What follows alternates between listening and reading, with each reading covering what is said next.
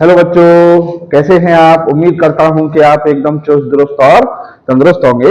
और बच्चों, मैं हूं आपका अपना विनीत कौशिक और आप देख रहे हैं हम सबका अपना चैनल डाइवर्स फिजिक्स। तो बच्चों, लास्ट वीडियो में हमने काफी बातें की थी। हमने वर्क के बारे में बातें की थी, हमने एनर्जी के बारे में बातें की थी, हमने वर्क और एनर्जी में क्या लिंक है हमने उसके बारे में बात की थी। और फाइनली हमने इलेक्ट्रिक पोटेंशियल एनर्जी और इलेक्ट्रिक पोटेंशियल की कॉन्सेप्ट तक हम पहुंचे थे उसमें, कि हम इलेक्ट्रिक पोटेंशियल एनर्जी की कॉन्सेप्ट क्यों डिफाइन कर रहे हैं, हम इलेक्ट्रिक पोटेंशियल की कॉन्सेप्ट क्यों डिफाइन कर रहे हैं। तो हम इस चैप्टर में इलेक्ट्रिक पोटेंशियल एंड कैपेसिटेंस में हम क्या पढ़ने वाले हैं, क्यों पढ़ने वाले हैं और कैसे पढ़ने वाले हैं, इन सब बातों के बारे में मैंने आपको उसमें ओवरव्यू दिया था। तो आज बच्चों इस चैप्टर में हम इलेक्ट्रिक पोटेंशियल एनर्जी की जो कॉन्सेप्ट है उसको पढ़ेंगे डिटेल में। और बहुत ही इंपॉर्टेंट कॉन्सेप्ट है बच्चों ये। और आप पूरे वीडियो को आप पूरा देखेंगे तो आपको मैं प्रॉमिस करता हूं कि आपको बहुत बहुत कुछ आपको मिलने वाला है इस वीडियो में। और बहुत ही इंटरेस्टिंग होगा ये लेक्चर, आप देखेंगे तो बच्चों, आज मैं स्टार्ट कर रहा हूं derivation of electric potential energy. Derivation of electric potential energy.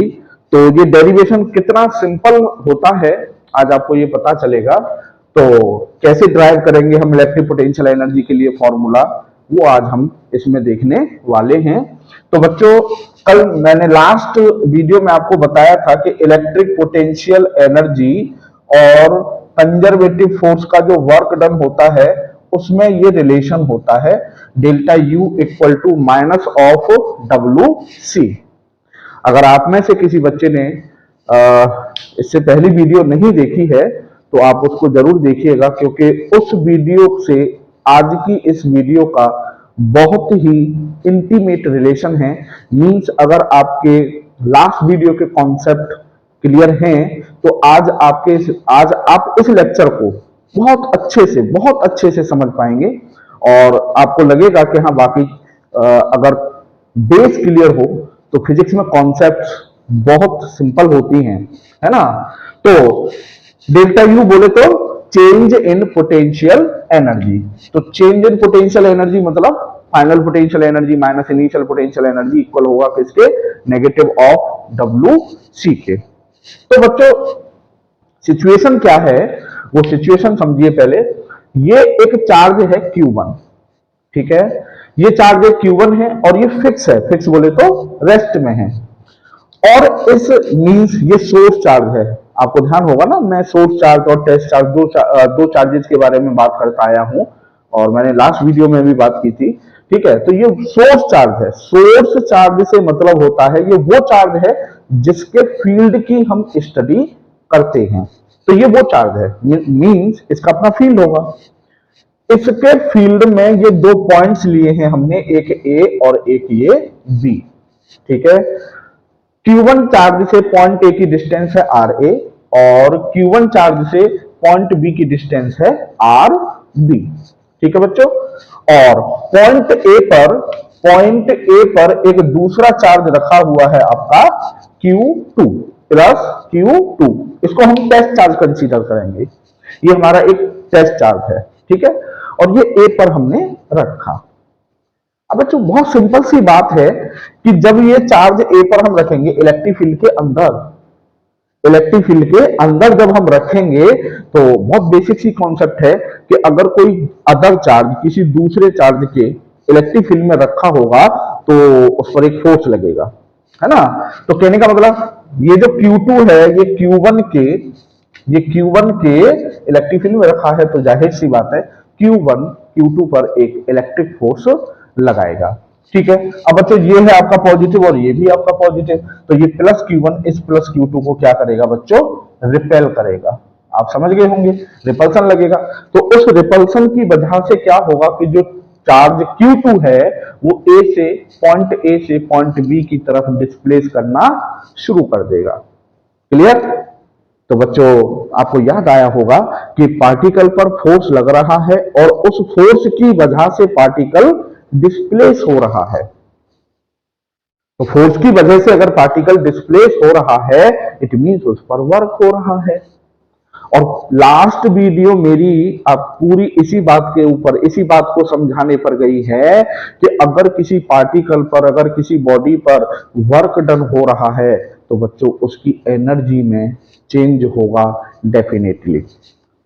नहीं तो कहने का मतलब इस पर फोर्स लग रहा है और उस फोर्स की वजह से ये Q2 पार्टिकल ए से बी डिस्प्लेस हो रहा है, मींस इस पार्टिकल Q2 पर एक वर्क डन हो रहा है और उस वर्क डन की वजह से उस पार्टिकल की एनर्जी में एक चेंज आएगा and that change is delta U. ठीक है बच्चों, तो कहां से चला था पार्टिकल ए से, मतलब ये इनिशियल पोजीशन हो गई। तो इनिशियल पोजीशन पर जो पोटेंशियल एनर्जी होगी सपोज वो हो गई हमारी यू ए।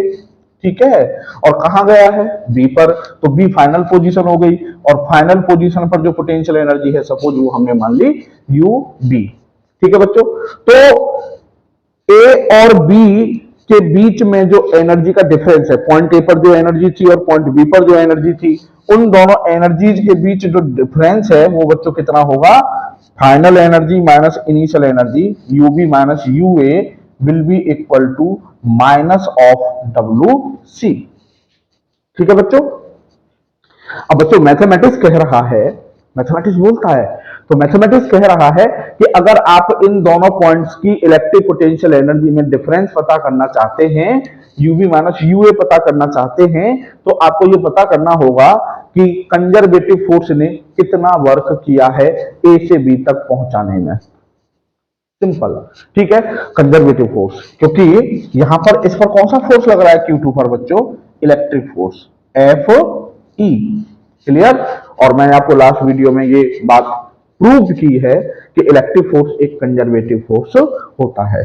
ठीक है, तो इलेक्ट्रिक फोर्स लग रहा है, तो मुझे ये पता करना है कि ए से बी तक जाने में, चार्ज Q2 चार्ज को ए से बी तक पहुंचाने में इलेक्ट्रिक फोर्स ने कितना वर्क किया है, वो वर्क निकाल के मुझे इस डेफिनेशन में यहां पुट कर देना है। तो बच्चों मुझे इजीली सिंपली क्या मिल जाएगा, उन दोनों पॉइंट्स की इलेक्ट्रिक पोटेंशियल एनर्जी में डिफरेंस। तो ये तो थी थॉट प्रोसेस, ये तो थी थॉट प्रोसेस कि हम जब डेरिवेशन करते हैं तो बेटा डेरिवेशन जो होती है ना बच्चों, वो रटने की चीज नहीं होती है फिजिक्स में। उसके पीछे एक थॉट प्रोसेस होती है कि हम कहां से स्टार्ट करेंगे और हमें कहां जाना है और कैसे जाना है। तो ये एक थॉट प्रोसेस थी कि हमें ये ड्राइव करने के लिए हमें करना क्या है और कैसे करना है, अब वो देखिए। ठीक है बच्चों, तो मुझे सिंपल, मेरे को क्या पता करना है कि इलेक्ट्रिक फोर्स ने कितना वर्क किया। अब बच्चों ध्यान दीजिए कि जब ये ए से बी जा रहा होगा, जब ये Q2 ए से बी जा रहा होगा, तो उस यात्रा के दौरान, उस यात्रा के दौरान, उस जर्नी के दौरान सपोज कीजिए Q2 कहीं यहां पर है आपका, प्लस Q2 आपका यहां कहीं है इस पॉइंट पर, और जब वो यहां है तो उसकी प्लस Q1 से जो डिस्टेंस है वो है सपोज x। ठीक है बच्चों, क्या है x। तो जब ये x डिस्टेंस पर होंगे दोनों एक दूसरे से, तो कितना फोर्स लगेगा Q1 Q2 के बीच, तो F इक्वल टू बच्चों हो जाएगा आपका 1/4 pi epsilon naught Q1 Q2 upon x square. ठीक है, सिंपल हो जाएगा ये।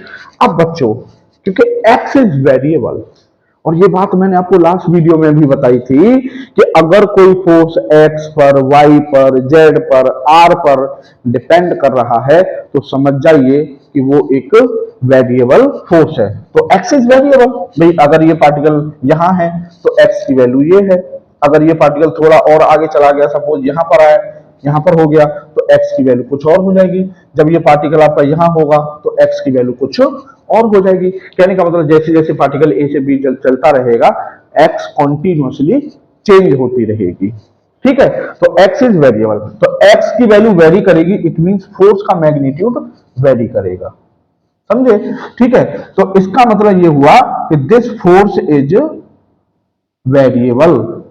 कैसा फोर्स है बच्चों ये, वेरिएबल।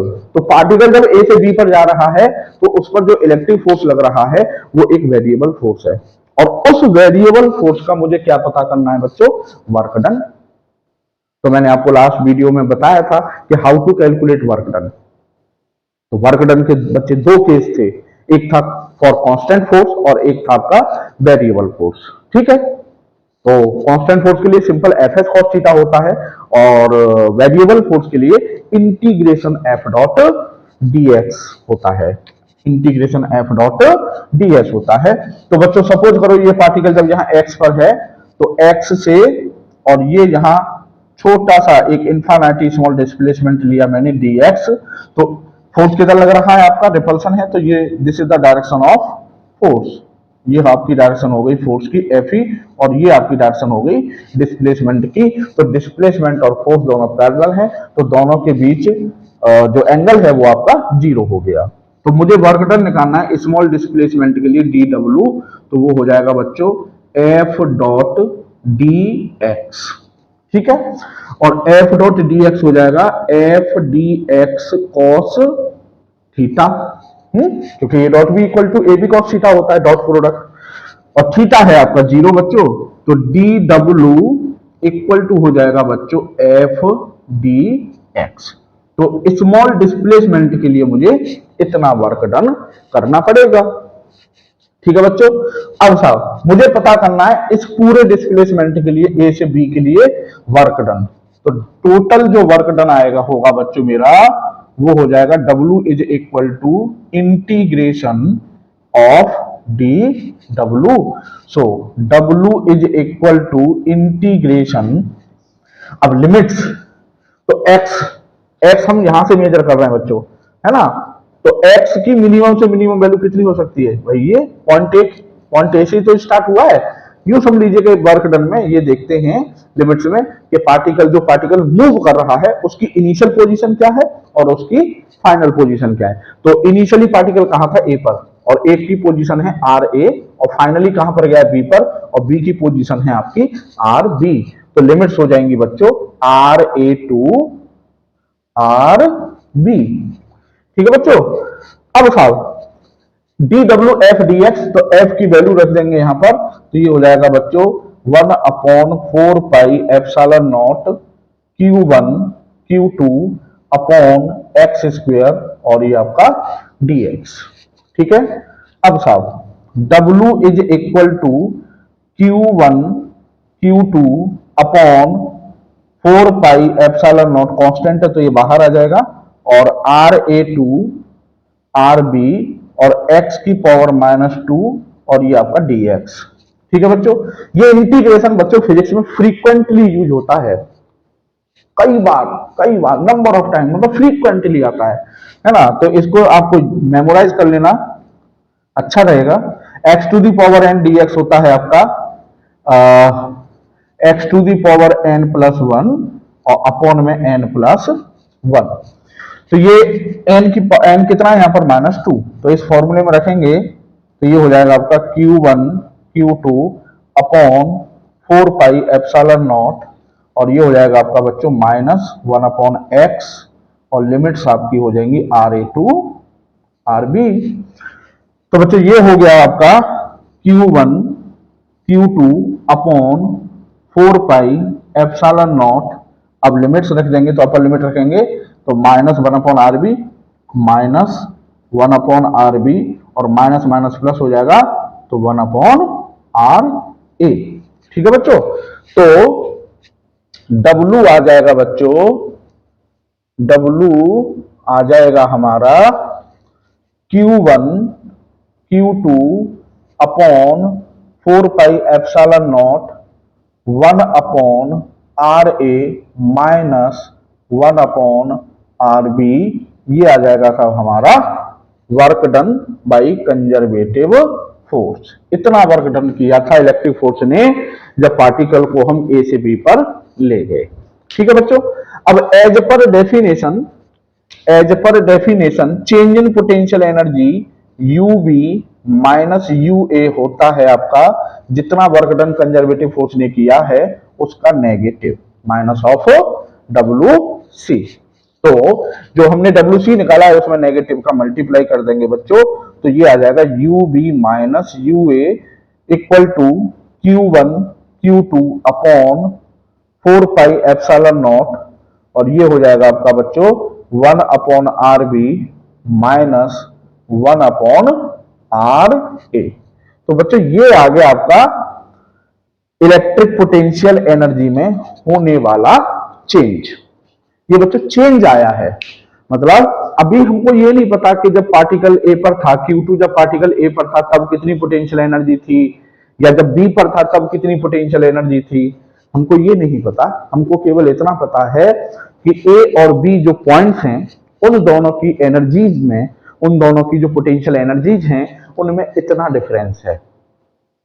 क्लियर? तो अभी क्या पता चला है हमें? डिफरेंस। तो बच्चों मैं समझता हूं कि यहां तक आपके समझ में आ गया होगा कि मैंने क्या किया है। मेन चीज होती है बच्चों कि आपको वो लॉजिक समझ में आना चाहिए कि मैंने ये क्यों किया है। तो मैंने ये क्यों किया है, मैं एक छोटी सी डेफिनेशन ने मेरे को थॉट दी थी कि if you want to calculate the difference of potential energies then you will have to calculate work done by the conservative force. Clear? तो मुझे इस छोटी सी डेफिनेशन ने एक थॉट प्रोसेस दी, तो मैंने पहले क्या कैलकुलेट किया, work done by conservative force, और फिर इस डेफिनेशन ने मेरे को थॉट दी कि जो WC आएगा उसमें आपको नेगेटिव का मल्टीप्लाई कर देना है, तो मैंने ये कर दिया। तो अब मेरे को ये डिफरेंस मिल गया। तो बच्चों आप इसको लिख लीजिए या स्क्रीनशॉट ले लीजिए, और उसके बाद फिर मैं आपको नई चीज बता रहा हूं अब। ठीक है? अब देखो बच्चों, तो मैं समझता हूं आपने ये लिख लिया होगा, तो मैं इसको अब रफ कर देता हूं। अब इसकी मुझे जरूरत नहीं है। ठीक है? अब बच्चों मेरे को कैलकुलेट करना है एक पर्टिकुलर पोजीशन पर पोटेंशियल एनर्जी। तो आपने 11th में पढ़ा होगा जरूर कि जब हम कभी किसी एक पर्टिकुलर पॉइंट पर पोटेंशियल एनर्जी की बात करते हैं तो हमें एक रेफरेंस पॉइंट मानना होता है पहले, और उस रेफरेंस पॉइंट पर हमको एज्यूम करना पड़ता है कि अगर ये मेरा रेफरेंस पॉइंट है और यहां पर इतनी एनर्जी है तो इस पॉइंट पर इतनी एनर्जी होगी। और रेफरेंस पॉइंट बच्चों हम इनिशियल पोजीशन को, मतलब इनिशियल जो पोजीशन होती है उसको हम रेफरेंस पॉइंट मानते हैं। और जनरली ऐसा कोई रूल नहीं होता है, जनरली हम इनिशियल पोजीशन इनफाइनाइट पर मानते हैं, और इनफाइनाइट पर हम ये मानते हैं कि वहां पोटेंशियल एनर्जी जीरो है ना। तो इनिशियल पोजीशन क्या थी बच्चों? RA। ठीक है? तो अगर मैं ये मानूं कि ये दोनों चार्जेस Q1 और Q2, ये दोनों चार्जेस इनिशियली इनफाइनाइटली सेपरेटेड थे। ठीक है? अगर मैं ये एज्यूम करूं कि ये दोनों चार्जेज इनिशियली इनफाइनाइटली सेपरेटेड थे, और जब वो इनफाइनाइटली सेपरेटेड थे तो UA क्या थी हमारी? जीरो। ठीक है? तो जब RB पोजीशन पर होंगे, और RB पोजीशन को मैं मान लेता हूं क्या?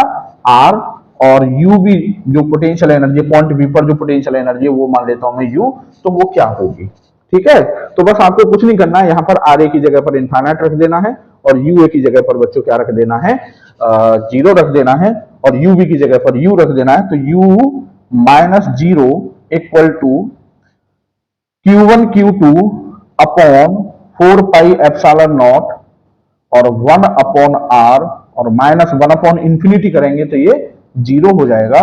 तो बच्चों U इज इक्वल टू आ गई आपकी 1/4πε0 Q1 Q2 अपॉन R। तो बच्चों ये फॉर्मूला आ गया हमारा किसके लिए? कि अगर दो चार्ज पार्टिकल Q1 और Q2 जिनके बीच सेपरेशन R है, ठीक है, जिनके बीच सेपरेशन R है, तो उस सिस्टम की, वो दो चार्जेज का जो सिस्टम है, उस सिस्टम की इलेक्ट्रिक पोटेंशियल एनर्जी कितनी होगी बच्चों? U equal to 1/4πε0 Q1 Q2 upon R। Clear है बच्चों? तो this is the derivation of electric potential energy of two charge system. अगर आपसे कोई पूछता है कि भाई दो चार्ज सिस्टम है, दो चार्जेस हैं और उनके बीच सेपरेशन R है, तो then what is the electric potential energy of that system, तो आप जवाब देंगे U equal to 1/4πε0 Q1 Q2 upon R। ठीक है बच्चों? तो अब बच्चों इस फॉर्मूले से क्या क्या एनालिसिस निकलते हैं, क्या क्या बातें निकलती हैं, मींस अगर मैं अपनी भाषा में बात करूं तो अब मैं बात करूंगा कि मैथमेटिक्स यहां पर क्या क्या बोलेगा, है ना। मैथमेटिक्स बोलता है, तो अब मैथमेटिक्स को बुलवाना है मुझे कि ये फॉर्मूला, ये जो मैथमेटिक्स है इस फॉर्मूले का, वो क्या क्या मेरे को डायरेक्शंस दे रहा है, तो अब मैं आपको वो बताने जा रहा हूं। तो बच्चों अब इस फॉर्मूले का हम एनालिसिस करते हैं। और एनालिसिस क्या है कि ये दो चार्ज सिस्टम है Q1 Q2, और इनके बीच जो सेपरेशन है वो R है, ठीक है। तो इस सिस्टम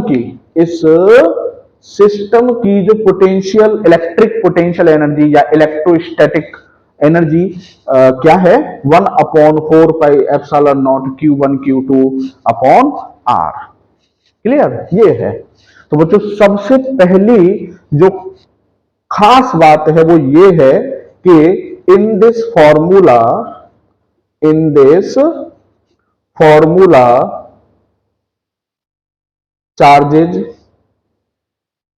चार्जेज आर पुट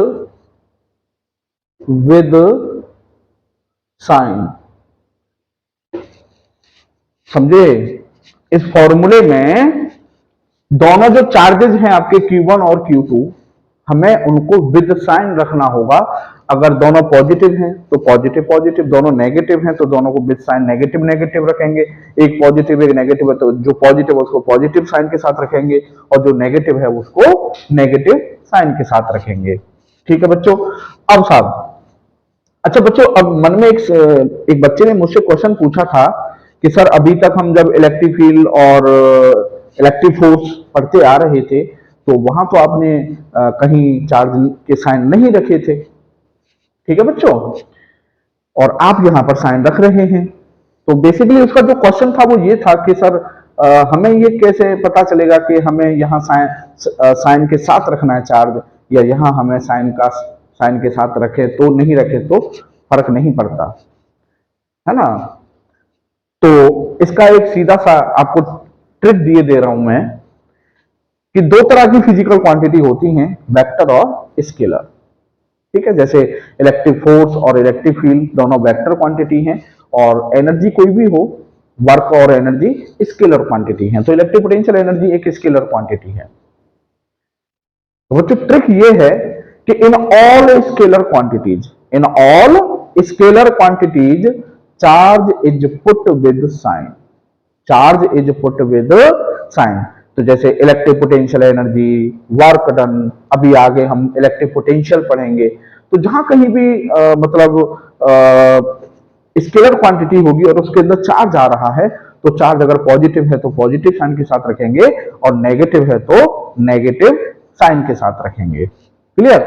अच्छा, वेक्टर में बच्चों, आप वेक्टर में दो केस होते हैं। वेक्टर में वेक्टर फॉर्म होती है फॉर्मूले की, और एक स्केलर फॉर्म होती है। जैसे कूलम्स लॉ आपको याद होगा, हमने स्केलर फॉर्म में भी पढ़ रखा है और हमने वेक्टर फॉर्म में भी पढ़ रखा है। तो वहां ये रूल होता है बच्चों कि अगर आप किसी क्वांटिटी का फॉर्मूला वेक्टर फॉर्म में लिख रहे हो तो आपको चार्ज को विद साइन रखना होता है, और अगर आप स्केलर फॉर्म यूज कर रहे हो तो आप चार्ज को विदाउट साइन रखते हो। क्लियर है, हाँ या ना।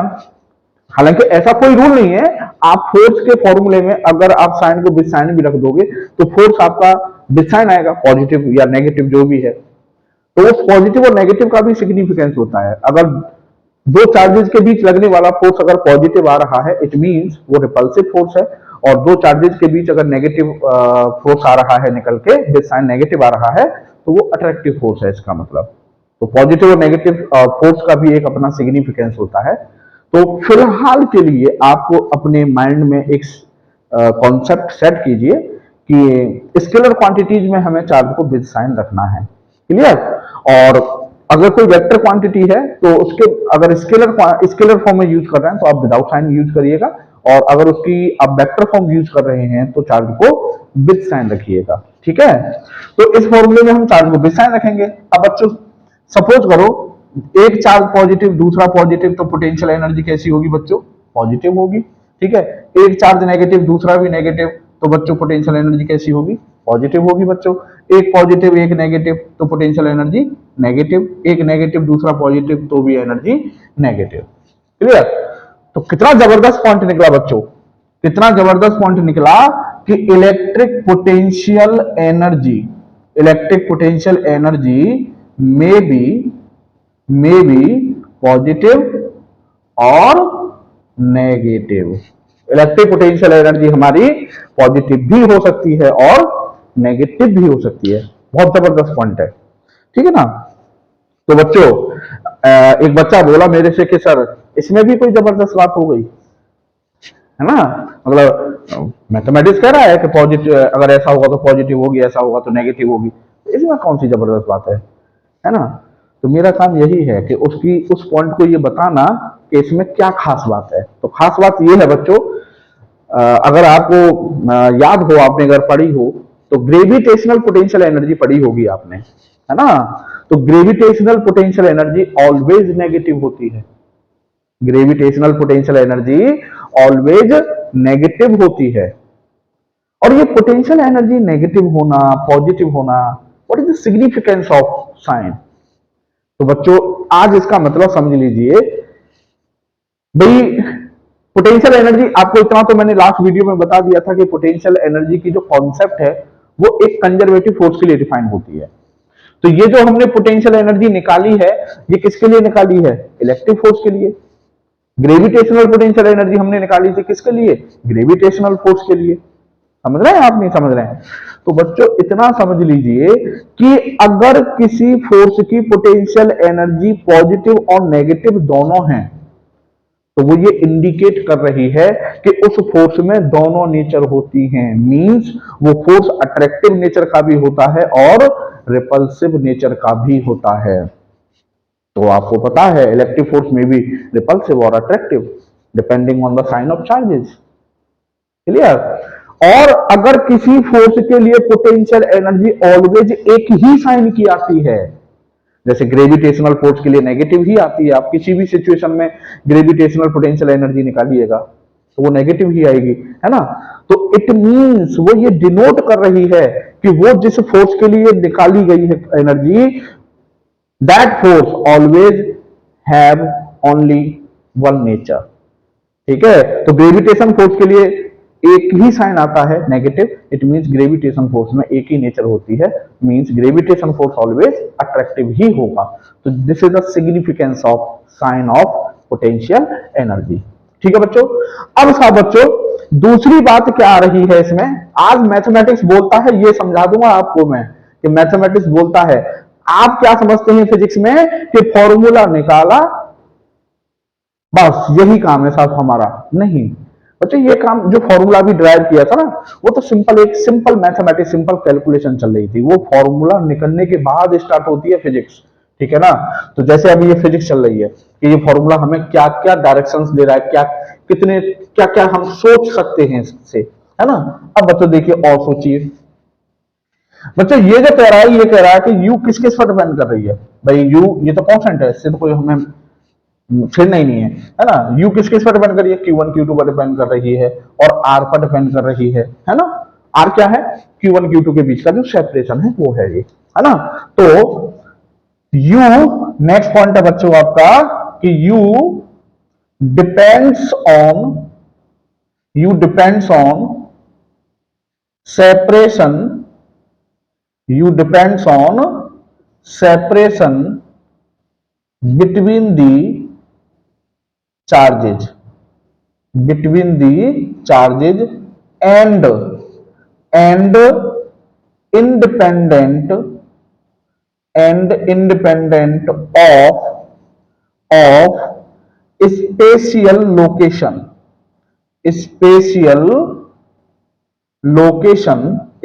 location बोले तो orientation spatial location of the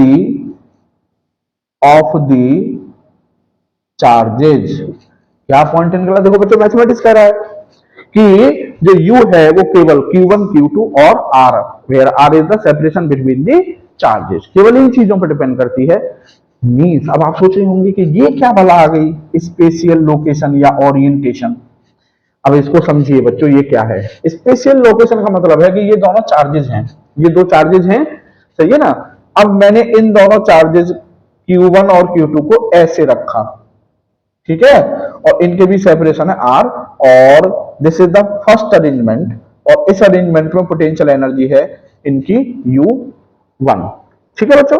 अब मैंने क्या किया, वही चार्जेज हैं उनके बीच वही सेपरेशन है, मैंने उनका ओरिएंटेशन चेंज कर दिया। ओरिएंटेशन का मतलब कि पहले वो हॉरिजॉन्टली रखे हुए थे और अब मैंने उनको ऐसे वर्टिकली रख दिया। ओरिएंटेशन आप समझ गए होंगे। Orientation means how they are placed in space, means वो चार्जेस स्पेस में कैसे रखे हुए हैं, ठीक है।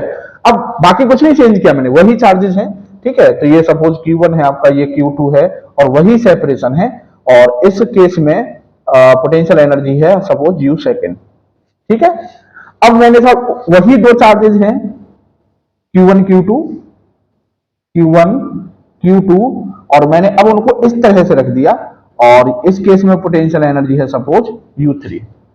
तो बच्चों वो ये कहना चाह रहा है, मतलब आप कैसे भी सोच सकते हो, और ऐसे रख दो, कैसे भी रख दो, ओरिएंटेशन चेंज करते रहो। Q1 Q2 और R को चेंज नहीं किया है मैंने। तो मैथमेटिक्स कह रहा है कि भाई आपने इन तीनों केसेस में Q1 और Q2 के साथ छेड़खानी की नहीं की, हमने उनको चेंज नहीं किया। बोला कि आपने R को चेंज किया, बोला नहीं किया। तो बोला 1/4 एप्सिलॉन नॉट तो कांस्टेंट है ही ना, आपने Q1 को चेंज किया ना हमने Q2 को चेंज किया ना हमने R को चेंज किया, बाकी कुछ भी करते रहो, बाकी कुछ भी करते रहो, पोटेंशियल एनर्जी में कोई चेंज नहीं आएगा। तो जितनी पोटेंशियल एनर्जी इस केस में होगी उतनी ही पोटेंशियल एनर्जी इस केस में होगी, उतनी ही पोटेंशियल एनर्जी इस केस में होगी बच्चों। आर यू गेटिंग और not? I hope you got it, clear. तो इट मींस पोटेंशियल एनर्जी, दो चार्जेस की पोटेंशियल एनर्जी उनके मैग्नीट्यूड्स और उनके बीच के सेपरेशन पर डिपेंड करती है। वो इस बात पर डिपेंड नहीं करती है कि how they are placed in space, clear. तो एक पॉइंट आपका ये हो गया। अब बच्चों, अब मैं समझता हूं ये बात आपने कर ली होगी, तो मैं इसको रफ कर दे रहा हूं।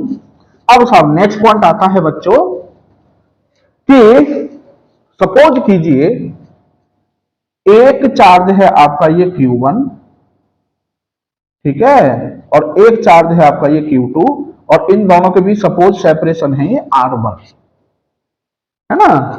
अब साहब एक चार्ज है ये आपका Q1, वही चार्ज मतलब, और वही चार्ज Q2 है, लेकिन हमने उन दोनों के बीच सेपरेशन R1 से और कितना कर दिया बच्चों, R2 कर दिया, क्लियर। अब बच्चों मैथमेटिक्स बोलता है मैंने यहां पर ये R की वैल्यू चेंज कर दी।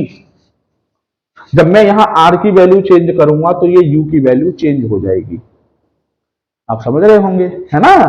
तो जब मैंने इसका मतलब R की वैल्यू चेंज कर दी, यहां R1 थी, तो इट मींस यहां पर जो पोटेंशियल एनर्जी होगी वो U1 होगी, ठीक है। और जब यहां ये सेपरेशन चेंज कर दिया मैंने, तो पोटेंशियल एनर्जी चेंज होके कितनी हो जाएगी बच्चों, U2 हो जाएगी, है ना। बहुत गजब का पॉइंट बता रहा हूं बच्चों, ये बहुत गजब का, इतना सिंपल वे में पता चल गया है आपको कि आप बिलीव नहीं करेंगे कि इस कॉन्सेप्ट पर, इसी कॉन्सेप्ट पर जेई मेंस, एडवांस, नीट, इनमें क्वेश्चंस आते हैं, समझ रहे हैं। और बोर्ड बोर्ड में, और आपको पता ही नहीं चला कि वो कैसे कर देता है, क्यों कर देता है। तो वो इसलिए करता है, जो मैं बताऊंगा क्या करता है वो, तो वो इस कॉन्सेप्ट से करता है। तो कॉन्सेप्ट ये है कि अगर दो चार्जेस मींस, अब मैं इसको जनरलाइज कर देता हूं, 2 3 4 कितने भी हो, चार्जेस के बीच अगर सेपरेशन चेंज हो रहा है, चार्जेस के बीच अगर सेपरेशन चेंज हो रहा है, तो उनकी पोटेंशियल एनर्जी चेंज हो जाएगी। और अगर बच्चों तुम में से जिसने भी, अगर आप में से जिसने भी लास्ट वीडियो देखी होगी, तो उन्होंने एक बात बताई थी मैंने कि अगर एनर्जी में चेंज हो रहा है तो डेफिनेटली वर्क हुआ होगा, एंड वाइस वर्सा, अगर वर्क हुआ है तो डेफिनेटली एनर्जी में चेंज हुआ होगा, क्लियर। तो यहां एनर्जी में चेंज हुआ बच्चों, तो वो क्या करेगा, क्वेश्चन में आपको कहेगा कि 2 चार्ज 3 चार्ज या 4 चार्ज ऐसे रखे हुए थे, ठीक है साहब। बोला अगर उन चार्जेज को हम वहां से ऐसे शिफ्ट करके ऐसे रख दें, तो बताइए उस प्रोसेस में कितना वर्क डन हुआ होगा। अब बच्चा सोचता है यार ऐसे रखे हुए थे, ऐसे आगे, वर्क डन का क्या मतलब है यहाँ पर, तो वर्क डन का मतलब है, क्योंकि बच्चों सेपरेशन चेंज हुआ है चार्जेस के बीच, तो एज पर दिस फॉर्मूला उनकी पोटेंशियल एनर्जी चेंज हो गई होगी। और वर्क और एनर्जी का रिलेशन कहता है कि अगर एनर्जी में चेंज हुआ है कहीं पर तो डेफिनेटली वर्क हुआ है, और वो वर्क डन होता है बच्चों always U F minus you I equal two plus W external और माइनस ऑफ डब्ल्यू सी। ये आप कॉन्सेप्ट याद रखिएगा बच्चों कि अगर आपसे कहीं पर भी चार्जेस के बीच सेपरेशन चेंज हो रहा है ना, और आपसे वर्क डन की बात हो रही है, तो आपको क्या करना है, फाइनल पोटेंशियल एनर्जी निकालनी है, इनिशियल पोटेंशियल एनर्जी निकालनी है, फाइनल में से इनिशियल पोटेंशियल एनर्जी को सब्ट्रैक्ट कर देना है, तो डब्ल्यू एक्सटर्नल आ जाएगा।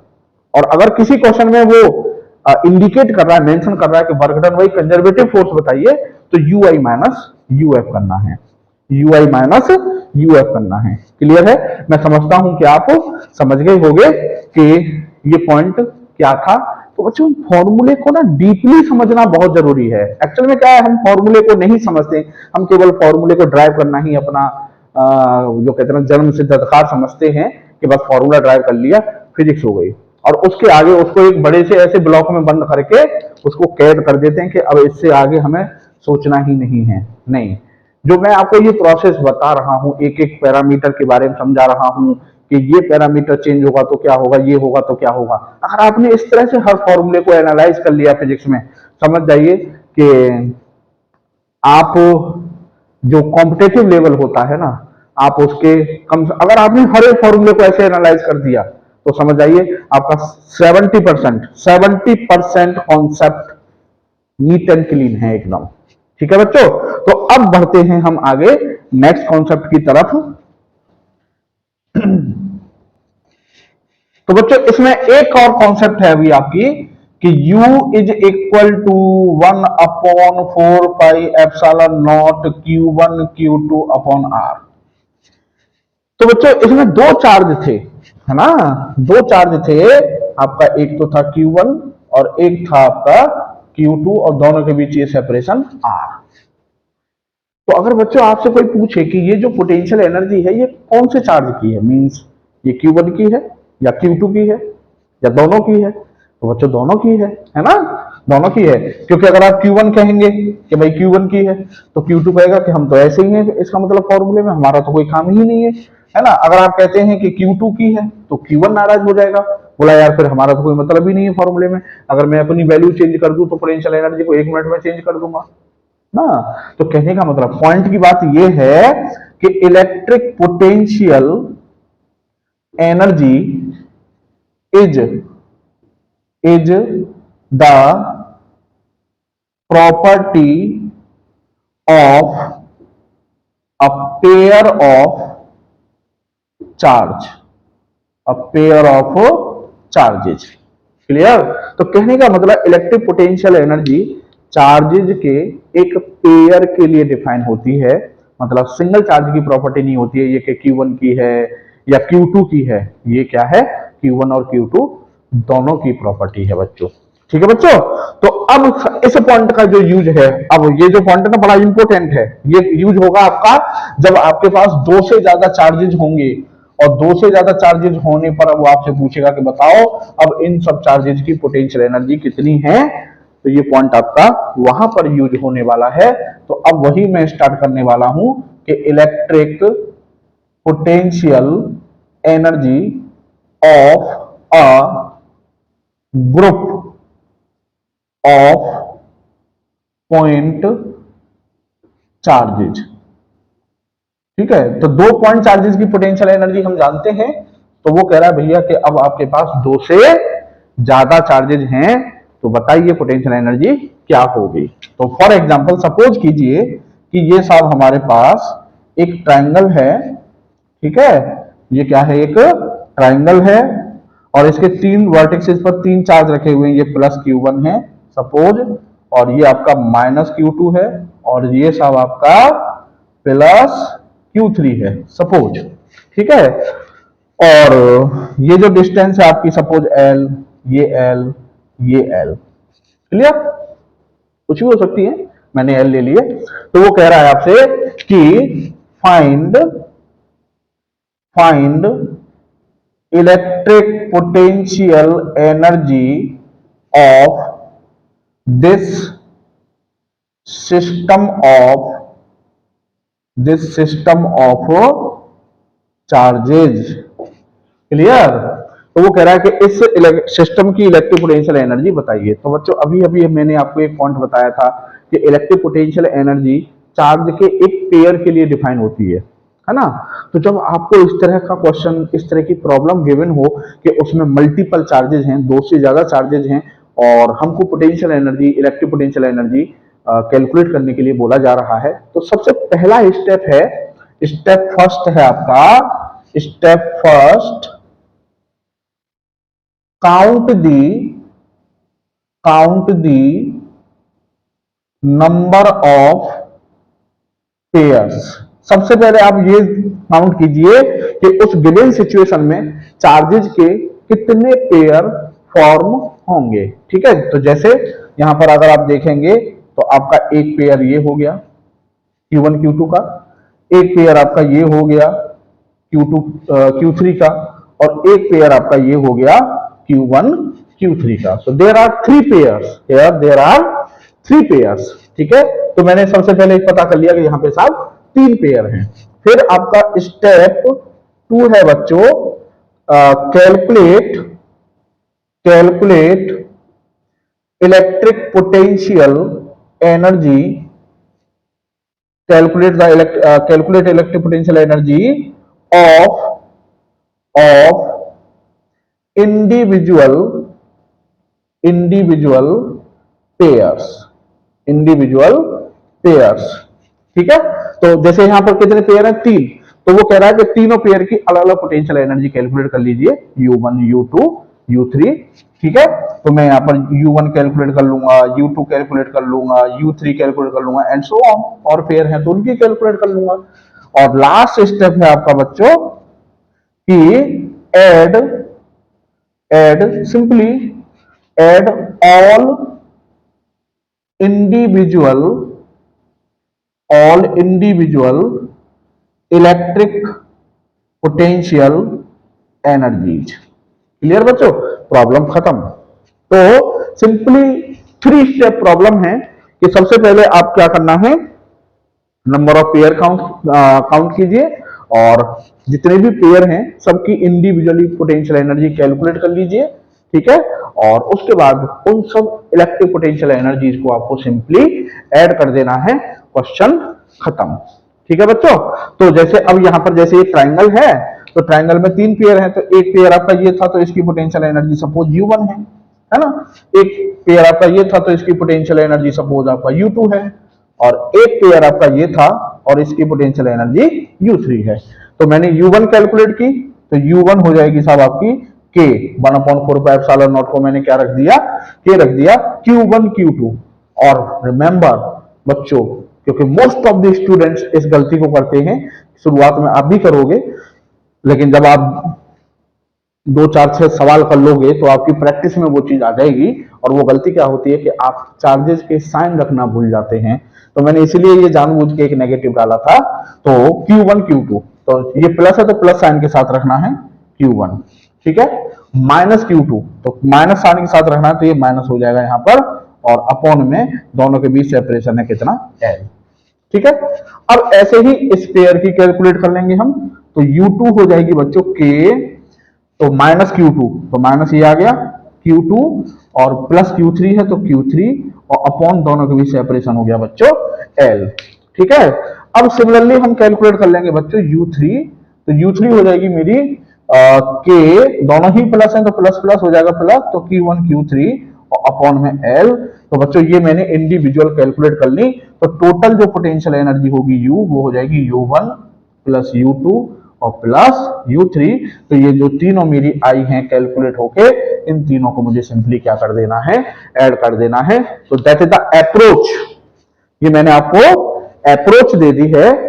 अब तीन हो, चार हो, कितने भी हो, ठीक है ना, अप्रोच यही है, काउंट द पेयर, और इंडिविजुअल पेयर के लिए कैलकुलेट कीजिए और सबको ऐड कर दीजिए, प्रॉब्लम खत्म। ठीक है बच्चों। तो अब एक दो क्वेश्चन करते हैं इस कॉन्सेप्ट पर। तो बच्चों ये क्वेश्चन है, एक बहुत ही सिंपल क्वेश्चन है। स्क्वायर है एक, जिसकी साइड है 1 मीटर और उसके 4 वर्टेक्सेस पर 4 चार्जेस रखे हुए हैं, 1 माइक्रोकूलम, 2 माइक्रोकूलम, -3 माइक्रोकूलम और 4 माइक्रोकूलम। क्वेश्चन है find electric potential energy of this system of charges. तो अप्लाई द अप्रोच, मैंने आपको क्या बोला था, सबसे पहले काउंट द पेयर्स। ठीक है बच्चों, तो एक पेयर तो बच्चों आपका हो जाएगा ये, क्लियर, 1, और एक पेयर बच्चों आपका हो जाएगा ये 2, ठीक है, और एक पेयर आपका हो गया ये तो 3, और एक पेयर बच्चों आपका हो जाएगा ये 4, ठीक है, और एक दो पेयर बनेंगे बच्चों आपको ये डायगोनली, तो एक पेयर हो गया ये और एक पेयर हो गया बच्चों ये। So there are in total 6 pairs, clear. तो count the number of pairs, तो वो यहां पर आए 6। दूसरा क्या था कि अब वो 6 पेयर हैं, तो 6 पेयर हैं, उन 6 की individual potential energy U1, U2, U3, U4, U5, U6 calculate करेंगे और उन सबको फिर फाइनली सिंपली ऐड कर देंगे, क्वेश्चन खत्म, क्लियर। अच्छा, कई बार क्या होता है बच्चों, जैसे अभी यहाँ पे 4 हैं, तो बहुत से बच्चे 4 पेयर बना रहे होंगे आप में से, है ना। तो कई बार क्या होता है कि आप नंबर ऑफ पेयर काउंट करने में ही गड़बड़ कर जाएंगे। तो वो गड़बड़ आप ना करें, उसके लिए मैं आपको एक प्री फॉर्मूला देता हूं कि आप पहले से ये आपको मतलब कंफर्म हो जाएगा कि मेरे इस प्रॉब्लम में इतने नंबर ऑफ पेयर बनेंगे। अगर आप कहीं गड़बड़ कर रहे हैं काउंट करने में, तो आपको ये पता चल जाएगा कि कहीं ना कहीं मैं कुछ गड़बड़ कर रहा हूं, ज्यादा ले रहा हूं पेयर या कम ले रहा हूं। तो नंबर ऑफ पेयर्स का आप फॉर्मूला याद रखें, n-1 और डिवाइड बाई 2, ठीक है। n क्या है, n है आपका, n है total number of charges, total number of charges. जैसे अभी यहां पर 4 चार्जेज हैं, तो n कितना हो गया 4, तो 4 माइनस 1 डिवाइड बाई 2, तो 2 2 जा 4 और 4 माइनस 1 3, तो 2 इंटू 3 बोले तो 6। तो यहां पर कितने पेयर हैं बच्चों, 6। अभी मैंने ट्राइंगल लिया था, तो ट्राइंगल में 3 पेयर्स थे, तो देखिए वहां कितने चार्ज है टोटल 3, तो यहाँ n रख दूंगा मैं 3 और 3 माइनस 1 और अपॉन में 2, 3 माइनस 1 2, 2 से 2 कैंसिल, तो कितने पेयर आ गए बच्चों 3। तो अब जैसे सपोज कीजिए क्यूब है ना, आईआईटी में क्वेश्चन आ चुका है, जेई में क्वेश्चन आ चुका है कि एक क्यूब है और उसके 8 कॉर्नर हैं, 8 कॉर्नर पर चार्जेस रखे हुए हैं, और वो पूछ बैठा कि बताओ इस सिस्टम की टोटल पोटेंशियल एनर्जी कितनी होगी। तो अब 8 में नंबर ऑफ पेयर बनाने में ही बच्चा क्या कर जाता है, अक्सर गड़बड़ी कर जाता है। तो वहां 8 चार्ज हैं, तो 8 n की जगह हो गया 8 माइनस 1 हो जाएगा 7 और डिवाइड बाई 2 2 4 ये हो गया आपका और 28, क्लियर। तो कहने का मतलब क्यूब वाले केस में कितने पेयर बनेंगे बच्चों, 28 बनेंगे। कितने पेयर बनेंगे, 28 पेयर्स। तो अब आपको वहां कंफर्म होगा कि यहाँ 28 पेयर हैं, तो आप दिमाग चलाओगे कि ये 28 पेयर्स कैसे कैसे बन सकते हैं। और जब आपको यही पता नहीं है कि यार कितने पेयर बनेंगे यहाँ पर, तो अब आपको यही रहेगा डाउट कि यार नंबर ऑफ पेयर सही है मेरे या नहीं है। तो नंबर ऑफ पेयर का आपका ये डाउट क्लियर हो गया, ठीक है। आप ये छोटा सा फॉर्मूला है, ये याद रखिएगा, n-1 अपॉन 2, क्लियर बच्चों। तो अब साहब मैं आपको ये क्वेश्चन करता हूं, तो सबसे पहले मैं इस पेयर की पोटेंशियल एनर्जी निकालूंगा, तो U1 equal to K Q1 Q2, तो 1 इंटू 2, ठीक है, तो 1 into 10 to the power -6 into 2 into 10 to the power -6 और अपॉन में हो जाएगा 1, ये सॉल्व कर लेंगे बच्चों, ठीक है। U2, फिर मैं U2 निकालूंगा इस पेयर की, तो K ये हो जाएगा आपका 2 इंटू 10 टू दावर -6, माइक्रोकूलम है तो उसको मैं कूलम में कन्वर्ट कर रहा हूं, और इंटू माइनस, क्योंकि ये माइनस में है तो यहाँ माइनस आ जाएगा बच्चों, और 3 इंटू 10 टू दावर -6 और सेपरेशन हो गया 1, ठीक है। सिमिलरली U3, तो U3 हो जाएगी ये वाली इस पेयर के लिए, तो माइनस, क्योंकि ये माइनस है, ठीक है, तो माइनस आ जाएगा K, और ये हो जाएगा बच्चों आपका 3 इंटू 10 टू दावर -6, और ये हो जाएगा बच्चों 4 इंटू 10 टू दावर -6, सेपरेशन हो गया बच्चों 1। ठीक है बच्चों। अब साहब U4, तो U4 हो जाएगा ये वाला पेयर। ठीक है, तो ये हो जाएगा K 4 इंटू 10⁻⁻6 और 1 इंटू 10⁻⁻6, सेपरेशन हो गया बच्चों 1। अब डायगोनली ले लेंगे दो, तो U5 हो जाएगा बच्चों ये वाला, तो ये हो जाएगा आपका K, तो 4 इंटू 10⁻⁻6 इंटू 2 इंटू 10⁻⁻6 और अपॉन में है बच्चों ये डिस्टेंस। तो ये डिस्टेंस क्या, डायगोनल, और डायगोनल होता है साइड रूट 2, तो साइड रूट 2 का मतलब रूट 2। ये हो गई साहब आपकी डिस्टेंस। U6, तो U6 हो जाएगी बच्चों ये वाली, तो ये हो जाएगा आपका K और 1 इंटू 10⁻⁻6 और इंटू में माइनस है तो माइनस 3 इंटू 10⁻�6 और डायगोनल रूट 2 हो जाएगा। तो बच्चों ये U1 U2 U3 U4 U5 U6 हो गई। बस ये सिंपली हमको कैलकुलेट कर करके सबको हमें क्या कर देना है, ऐड कर देना है। तो आप इसको बाई सेल्फ कीजिएगा, मैं इसका आंसर लिखे दे रहा हूं। जब आप इसको कैलकुलेट करेंगे तो ये आ जाएगा बच्चों आपका -7.62 और इनटू में आपका 10⁻⁻2 जूल। आप इसको वेरीफाई कर लें, दिस इज द आंसर। ठीक है बच्चों। तो एक और सवाल लेता हूं मैं। तो बच्चों नेक्स्ट जो क्वेश्चन है वो क्या है कि 3 चार्जेस थे, 1 कूलम, 2 कूलम और 3 कूलम। तो वो पहले इस ट्रायंगल, बड़े वाले ट्रायंगल पर वर्टेक्सेस पर रखे हुए थे, जिसकी साइड से कितनी 1 मीटर। ठीक है, 1 कूलम यहां रखा हुआ था, 2 कूलम यहां रखा हुआ था, 3 कूलम यहां रखा हुआ था। तो उसका क्वेश्चन था कि अगर उन तीनों चार्जेस को, मींस 1 कूलम को यहां से यहां रख दिया जाए, 2 कूलम को यहां से यहां रख दिया जाए और 3 कूलम को यहां से यहां रख दिया जाए, और वो तीनों जहां रखे हैं फाइनल, वो एक छोटे ट्रायंगल जिसकी साइड है कितनी 0.5 मीटर, उसके वर्टेक्सेस पर रखे जाएं, तो उस प्रोसेस में कितना वर्क डन हुआ होगा। ठीक है, तो बच्चों अभी मैंने ये कॉन्सेप्ट आपको समझाई थी कि अगर चार्जेज के बीच सेपरेशन चेंज हो रहा है, तो सेपरेशन चेंज हो रहा है नहीं हो रहा भाई। अभी सेपरेशन कितना है 1 मीटर 1 मीटर 1 मीटर, और अब कितना सेपरेशन हो गया 0.5 0.5 0.5। तो जब चार्जेस के बीच जब सेपरेशन चेंज होगा तो वहां पर पोटेंशियल एनर्जी चेंज होगी, और पोटेंशियल एनर्जी चेंज होगी तो एनर्जी चेंज हो रही है, तो डेफिनेटली उस प्रोसेस में वर्क डन हुआ है। और वर्क डन मैंने आपको बताया था W होता है आपका UF माइनस UI। ठीक है बच्चों।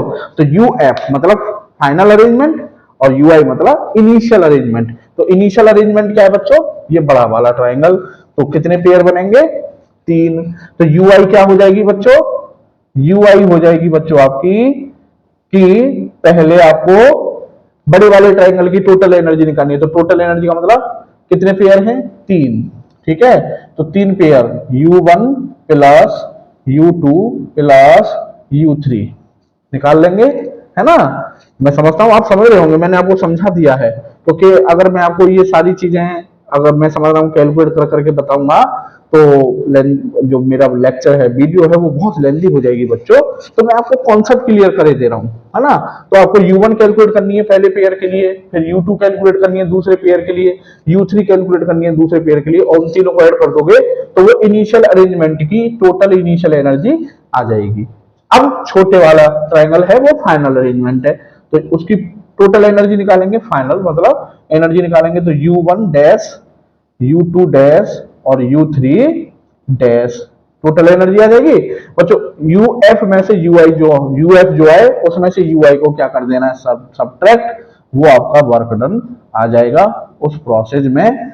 ठीक है, मैं आपको इसका आंसर दिए दे रहा हूं, इसका 99 इंटू 10⁻9 जूल वर्क आपको करना पड़ेगा। ये आपका सॉल्व करके आएगा। So try to solve this question by yourself. समझा मैंने आपको पूरा दिया है कि आपको करना क्या है, अप्रोच मैंने आपको दे दी है। ठीक है बच्चों, तो नेक्स्ट क्वेश्चन और देखते हैं एक। तो बच्चों आज का ये लास्ट क्वेश्चन है इलेक्ट्रिक पोटेंशियल एनर्जी की कॉन्सेप्ट पर। और क्वेश्चन क्या है कि ये एक राइट एंगल आइसोसेल्स ट्रायंगल है, और इसके 3 कॉर्नर्स पर 3 चार्ज रखे हुए हैं, प्लस Q और ये कैपिटल Q। ठीक है, ये हमको गिवन है a और ये गिवन है a और ये हो गई a√2। क्वेश्चन है, ये जेई का क्वेश्चन है बच्चों, आईआईटी 2000 का क्वेश्चन है। तो क्वेश्चन है कि what will be the value of capital Q, what will be the value of capital Q if total electric potential energy of this system is zero. सब कुछ तो बता दिया है उसने। अब इसमें आपको जब आप पहुंचेंगे ना फाइनली, आपको जब पता चलेगा कि जेई में ये क्वेश्चन आया क्यों था, है ना, क्योंकि क्वेश्चन बहुत इजी है। उसने सब कुछ बोल दिया है कि क्यू की वैल्यू क्या हो जिससे इस पूरे सिस्टम की total electric potential energy zero हो। तो सिंपल हमारा क्या करना है कि भाई सिस्टम की टोटल एनर्जी निकालेंगे, उसको इक्वल टू जीरो रख देंगे, क्यू की वैल्यू आ जाएगी, है ना। तो अब कितने पेयर बनेंगे, 3, भाई ट्राइंगल है, 3 चार्ज है तो 3 पेयर बनेंगे। तो टोटल पोटेंशियल एनर्जी स्टार्ट करो तो यू निकालोगे, तो पहला पेयर हो गया ये, तो के Q into Q, Q square, separation हो गया दोनों के बीच ए, ठीक है बच्चों। दूसरा पेयर हो गया आपका ये, तो प्लस के क्यू इंटू क्यू और अपॉन में a√2। फिर तीसरा पेयर हो गया बच्चों ये, तो ये हो जाएगा के क्यू इंटू क्यू अपॉन ए, ये हो गई टोटल पोटेंशियल एनर्जी, ठीक है। अब बच्चों एज पर क्वेश्चन, इसमें से हम एज पर क्वेश्चन ये टोटल एनर्जी जीरो है, तो इसमें से अगर हम के क्यू अपॉन ए कॉमन ले लें तो कोई दिक्कत नहीं है। तो ये हो जाएगा बच्चों आपका क्यू अपॉन ए, सॉरी क्यू, और ये हो जाएगा बच्चों आपका क्यू अपॉन √2, और ये हो जाएगा बच्चों आपका क्यू, और this will be equal to zero, ठीक है। तो ये हो जाएगा बच्चों आपका कि क्यू प्लस क्यू बाई √2 और plus Q equal to zero. तो हमें चाहिए क्यू की वैल्यू, तो ये हो जाएगा आपका Q plus Q by √2 plus Q और इक्वल टू माइनस क्यू। तो क्यू इसमें से अगर मैं कॉमन ले लूंगा तो ये हो जाएगा बच्चों 1 प्लस √2 अपॉन √2 और इक्वल टू माइनस क्यू। तो बच्चों क्यू की वैल्यू आ जाएगी माइनस क्यू √2 और अपॉन में 1 प्लस √2, ये आ गई क्यू की वैल्यू। अब बच्चों सबने यही वैल्यू निकाली थी उस समय। अब जो भी सॉल्व करके निकाले बच्चों वैल्यू, वैल्यू आई ये, और जब ऑप्शन चेक करें तो ऑप्शन में कोई ऑप्शन मैच ही ना करे, समझ रहे हैं आप। तो इस क्वेश्चन को रखने का, क्वेश्चन में कुछ नहीं था, बस फाइनल आंसर में था जो भी था। और इस आंसर में क्या था कि जो आंसर आया था उस आंसर को रेशनलाइज करके आंसर मिल रहा था। तो अगर मैं इसमें ऊपर नीचे √2 से मल्टीप्लाई कर देता हूं तो आंसर बन जाएगा मेरा -2q, √2 इंटू √2 2q, और ये हो जाएगा बच्चों √2 plus 2। So answer will be D, that is the answer. तो क्वेश्चन कोई बहुत बड़ा नहीं था, बस इसमें थोड़ा सा एक बच्चे के लिए कंफ्यूजन क्रिएट कर दिया था कि बच्चा सॉल्व करके यही रुक गया था और वो ऑप्शंस ढूंढने लगा और ऑप्शन कोई मिल नहीं रहा था। तो बस बच्चे की थोड़ी सी क्रिएटिविटी उसने ये चेक की थी कि बच्चा ये सोच पाता है या नहीं कि आंसर को मैं रैशनलाइज करके भी ला सकता हूं। तो बस इस क्वेश्चन में ये था। तो आज का लेक्चर बच्चों आपको अच्छा लगा होगा और आपकी समझ में आया होगा और आपको भरपूर ज्ञान मिला होगा, ऐसी उम्मीद करता हूं। तो मिलते हैं नेक्स्ट नए टॉपिक के साथ नए लेक्चर में, तब तक के लिए जय हिंद, थैंक यू।